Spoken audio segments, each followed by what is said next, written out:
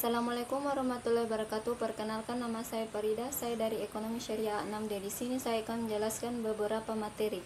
Materi yang pertama yang akan saya jelaskan itu perang dagang. Perang dagang adalah suatu manifestasi di dalam ketegangan antara dua ekonomi terbesar dunia. Jika berlangsung tiada henti, maka potensi masuk ke stadium perang ekonomi dengan dimensi-dimensi serta resonansinya meluas. Banyak negara akan mengalami kerugian dan kemunduran dalam perekonomiannya, sehingga disinilah dibutuhkan pemahaman bersama tentang tata kelola perekonomian yang berbeda, tapi dapat serta harmonis, memperkuat prinsip bermitra, bersaing tapi menentukan tata kelola ekonomi baru. Perang dagang Amerika Serikat dan Cina bisa menjadi peluang dan tantangan bagi kinerja perdagangan Indonesia, memanfaatkan peluang pasar untuk produksi ekspor nasional di pasar Amerika Serikat dan Cina akibat perang dagang. Perang dagang antara keduanya dianggap sebagai dari siklus ketika ada negara merasa terganggu dengan kekuatan baru seperti Cina. Perlambatan ekonomi itu akan terjadi apabila pertumbuhan ekonomi 5% atau 5,1%. Materi yang kedua yang akan saya jelaskan itu hubungan bilateral. Kerjasama bilateral adalah kerjasama yang dilakukan antara dua negara. Kerjasama ini biasanya dalam bentuk hubungan diplomatik, perdagangan, pendidikan, dan kebudayaan. Contoh hubungan bilateral Indonesia dan Amerika Serikat. Kerjasama antara Indonesia dan Amerika sejatinya telah lama terjadi bahkan sebelum proklamasi kemerdekaan Indonesia pada tahun 1945. Hubungan diplomatik di antara keduanya ditandai dengan dibukanya kedutaan besar pada masing-masing negara tersebut. Hubungan bilateral yang terjadi pun terdapat pada berbagai bidang, antaranya itu bidang perdagangan, investasi, wisata, pembangunan, dan pendidikan. Contoh hubungan multilateral. Selain mempunyai hubungan bilateral, Indonesia membutuhkan adanya hubungan multilateral untuk mendukung tercapainya tujuan pembangunan nasional. Yang pertama itu Perserikatan Bangsa-Bangsa atau PBB, Organisasi Kerjasama Islam atau OKI. Yang ketiga itu Asia Pacific Economic Community atau APEC. Materi yang ketiga yang akan saya jelaskan itu ekspor dan impor. Kegiatan menjual barang atau jasa ke negara lain disebut ekspor, sedangkan kegiatan membeli barang atau jasa dari negara lain disebut impor. Produk ekspor Indonesia itu terbagi menjadi beberapa bagian. Yang pertama itu hasil pertanian. Contohnya karet, kopi, kelapa sawit, cengkeh, teh, lada, kina, tembakau, dan coklat. Yang kedua itu hasil hutan. Contohnya itu kayu dan rotan. Ekspor kayu atau rotan tidak boleh dalam bentuk kayu gelondongan atau bahan mentah, namun dalam bentuk barang setengah jadi maupun barang jadi seperti mebel. Yang ketiga itu hasil perikanan. Hasil perikanan yang banyak diekspor merupakan hasil dari laut. Produk ekspor hasil perikanan antara lain ikan tuna, cakalang, udang, dan bandeng. Yang keempat itu hasil pertambangan. Contoh barang tambang yang diekspor timah, aluminium, batu bara, tembaga, dan emas. Yang selanjutnya itu hasil industri. Contohnya itu semen, pupuk, tekstil, dan pakaian jadi. Yang terakhir itu dalam bidang jasa. Dalam bidang jasa, Indonesia mengirim tenaga kerja ke luar negeri antara lain ke Malaysia dan negara-negara Timur Tengah. Produk impor Indonesia. Indonesia mengimpor barang-barang konsumsi, bahan baku dan bahan penolong serta bahan modal. Barang-barang konsumsi merupakan barang-barang yang digunakan untuk memenuhi kebutuhan sehari-hari seperti makanan, minuman, susu, mentega, beras, dan daging. Bahan baku dan bahan penolong merupakan bahan-bahan yang diperlukan untuk kegiatan industri baik sebagai bahan baku maupun bahan pendukung seperti kertas, bahan-bahan kimia, obat-obatan, dan kendaraan bermotor. Barang modal adalah barang yang digunakan untuk modal usaha seperti mesin, suku cadang, komputer, pesawat terbang, dan alat-alat berat. Manfaat kegiatan ekspor dan impor dapat memenuhi kebutuhan masyarakat. Pendapatan negara akan bertambah karena adanya devisa, meningkatkan perekonomian rakyat, mendorong perkembangan kegiatan industri. Materi yang keempat yang akan saya jelaskan itu kebijakan luar negeri Indonesia dalam perdagangan internasional.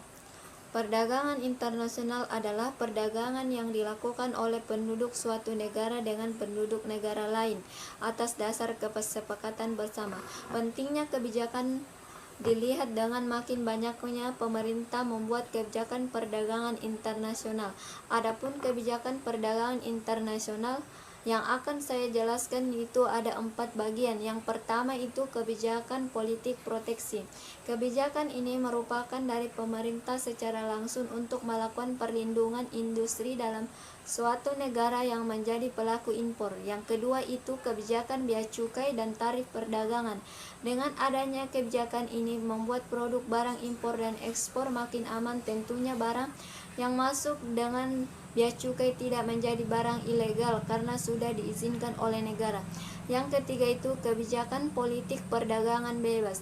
Bila suatu negara terus melakukan perdagangan internasional, bahwa produksi barangnya termaksud unggul sekali.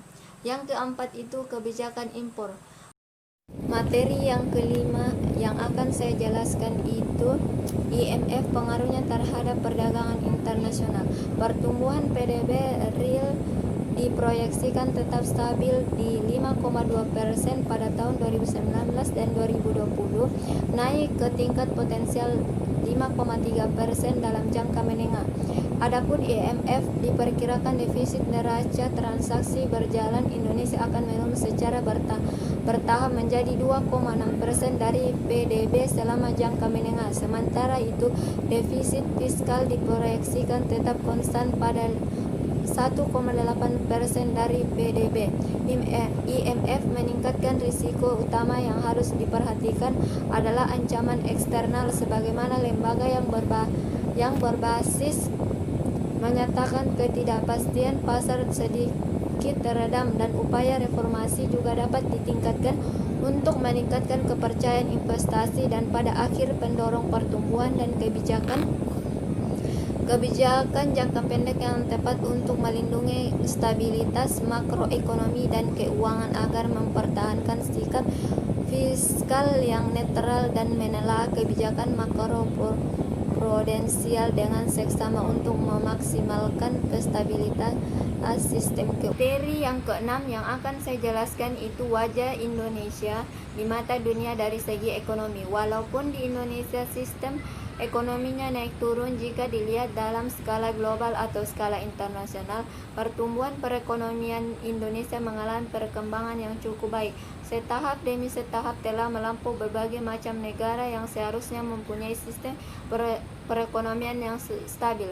Saat ini Indonesia masuk ke posisi 8 besar ranking dunia mengalahkan beberapa negara lainnya di tengah banyaknya masalah perekonomian yang harus diselesaikan.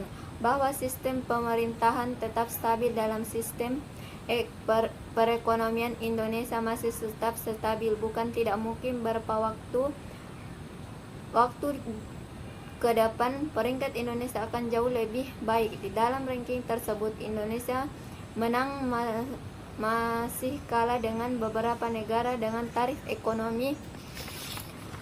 ekonomi sama baik seperti Amerika Serikat, China, India, dan juga Jepang. Negara ini sangat mempunyai taraf perekonomian yang cukup makmur karena sistem devisa dan jasa sistem keuangan, sedangkan Indonesia yang notabene masih mengembangkan kemampuannya. Materi yang ketujuh yang akan saya jelaskan itu saham internasional. Di sini saya akan menjelaskan saham Qatar. Tujuan utama Bursa Efek Qatar adalah untuk mendukung ekonomi Qatar dengan menyediakan tempat untuk peningkatan modal bagi perusahaan Qatar sebagai bagian dari strategi perusahaan mereka dan memberikan investor sebuah platform di mana mereka dapat memperdagangkan berbagai produk secara transparan dan efisien. Bursa Efek Qatar juga menyediakan akses publik ke informasi pasar dan memastikan pengungkapan informasi yang benar. Yang pertama itu kapitalisasi pasar saham Qatar. Pasar saham Qatar menunjukkan nilai dari sebuah perusahaan dengan mengalihkan harga saham dengan jumlah saham yang belum terlunaskan. Yang kedua itu saham yang telah kehilangan sebagian besar nilainya. Perugi tertinggi adalah sebuah daftar dari penurunan presentasi terbesar. Saham dapat meneruskan pergerakannya turunnya dan menjadikannya penting untuk mengidentifikasi alasan. Materi terakhir yang akan saya jelaskan itu dampak kebijakan obor kepada Indonesia. Lingkungan eksternal dan internal menjadi faktor yang memperkuat hubungan antara Cina dan Indonesia. Meningkatnya hubungan dua negara membawa dinamika baru dalam hubungan Indonesia-Cina yang saling menguntungkan kedua negara meskipun telah sama-sama merasakan dampak positif pada konteks kerjasama politik dan ekonomi. One Belt One Road tidak hanya menimbulkan kemaslahatan ekonomi dengan menggelontorkan dana investasi Cina ke negara di dunia khususnya Tenggara. Posisi politik Indonesia tetap netral sama seperti Cina bekerja sama dan menggelontorkan dana investasinya. Itulah yang dapat saya sampaikan. Assalamualaikum warahmatullahi wabarakatuh.